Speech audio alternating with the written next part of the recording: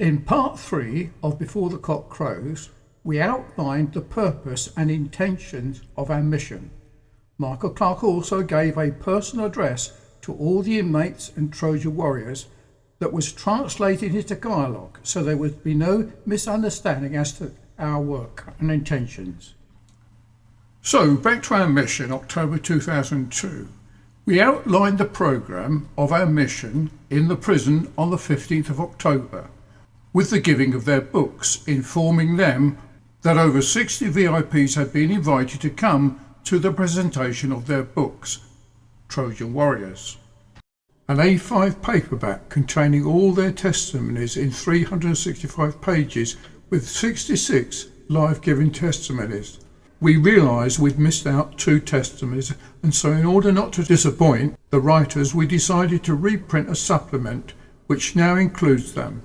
One of their testimonies was Sister Claudette, and another from Brother Isabogani, who were all Trojan Horse staff but not prisoners.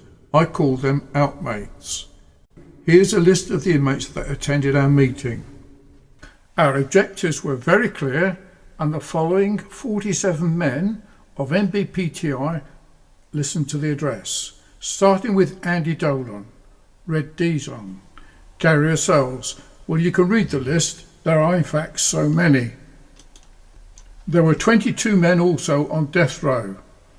They weren't present, but they were to be involved in the book giving award on the 15th of October, God willing. After that, in the afternoon, we met with the director of New Bilibid Prison, Ricardo Macala, and we showed him the video that we'd made during our first mission to the Philippines in August 2001 of the previous year.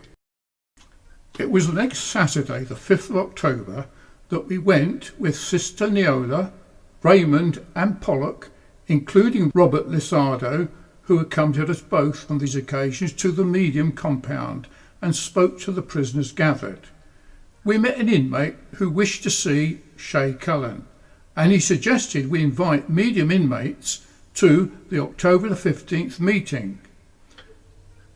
We then spoke to the maximum compound inmates, giving a message of encouragement. This was the work of Neola and Robert, who had been doing this before they had separated and had been doing it together in the past since his release from New Bilibid Prison.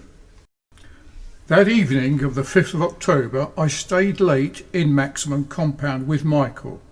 This was a privilege and not opened to all RVOs. That night, we were invited to a special meeting of significant people inside the prison that included mayors and leaders called commanders. VIPs were also present, even from Makalang Palace. It was an exclusive Saturday night gathering of significant men, New Bilibid Prison, so an opening for us to meet those whom we'd come to help. This was not a religious group, but men of the world from all parts of the Philippines. We were given food and drink and were accompanied by a God Marshal rescuer as a bodyguard. These men are specially appointed prison inmates. There were about 240 of them, and they dressed in black and were allowed to carry a wooden baton to show their sign of authority. They were not allowed to the meeting, but Michael and I were invited as guests. The next day, it was reported that Michael and I were drinking wine with sinners, which to the Philippine born-again Christians was a bad thing. This report spread quickly, like wildfire, throughout the prison. The fact was, it was not wine, but probably gin, which may have been made by the inmates. I learned that this was in fact alcohol, which was banned in the prison.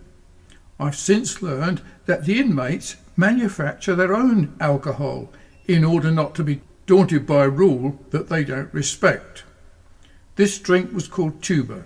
It seemed to me that these men actually ran the prison. The following morning, I was approached outside the prison by a lady pastor called a pastora. Her name was Sita, who asked, had I been drinking wine? She seemed amazed that anyone could do such a thing. I felt grieved in my spirit and realised that the spirit of those under the don't do law had bewitched these people. Touch not, taste not, handle not, i.e., they had fallen from grace or had never been freed from natural religion, and they sought to bind others to their religious views. They viewed a man's righteousness was dictated by what one does and does not realising that what one eats or drinks does not defile a man or make him unclean, but rather those things which spring from his heart, such as lying, gossip, unclean thoughts, evil thinking and speaking, all of which defile the man, as food and drink passes out of the body. The kingdom of heaven not being about eating and drinking. This kind of outward righteousness is what I have now come to describe as Arminian righteousness, or a righteousness of the carnal man, as we shall see as these things unfold. At that time, I record my experience in the strict and particular Baptist Church in England over 20 years ago. They were far stricter over many other issues than drinking wine. I can cite one example regarding television. It was considered wrong to own a television set and to watch such programs, as this was a means of defiling the mind and conscience, and that we must keep ourselves unspotted from the world. In their community, they were not allowed to own a television set or watch such programs because it brought the world into their home, and it was a bad example for young people who were directed to walk uprightly and not be conformed to this world's standards. One would be considered to be on par with a sinner, prostitute or atheist if one owned a TV set or allowed its use. They argued that if you use your liberty to watch a television set, even though it had an on-off switch, you could easily see things you should not be watching and be responsible for allowing your children and other weak believers to sin and stumble. So in order not to be a stumbling block, it was a principle that no member of a strict Baptist church could have a television set. If they did have one, they would be put out of church communion. I recalled that these people allowed smoking and drinking, but not the television set.